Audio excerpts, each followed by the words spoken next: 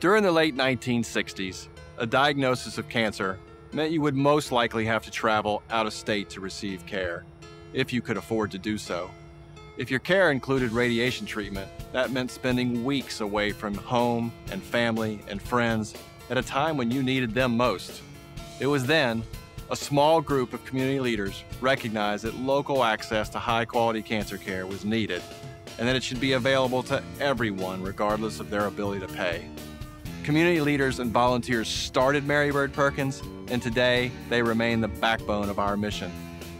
What you are about to see is certainly a snapshot of Mary Bird's accomplishments, but more accurately, it's a celebration of this community's passionate support of our mission and a sincere thank you to all of those who have helped Mary Bird Perkins over the last amazing 40 years.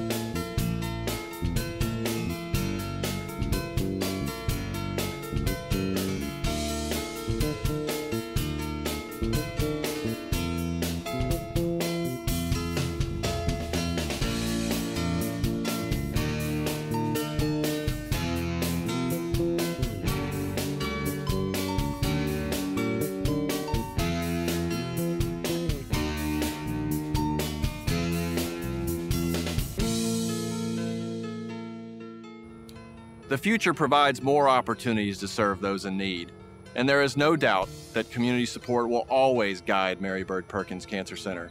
It is because of the vision of our founders and the hundreds who have followed in their footsteps that Mary Bird Perkins is here today and will be here in the future. From philanthropic support to active hands-on volunteerism, we appreciate everyone who supports our mission to increase survivorship and lessen the burden of cancer through expert treatment, compassionate care, early detection, research, and education. For your time and effort, we would like to say thank you.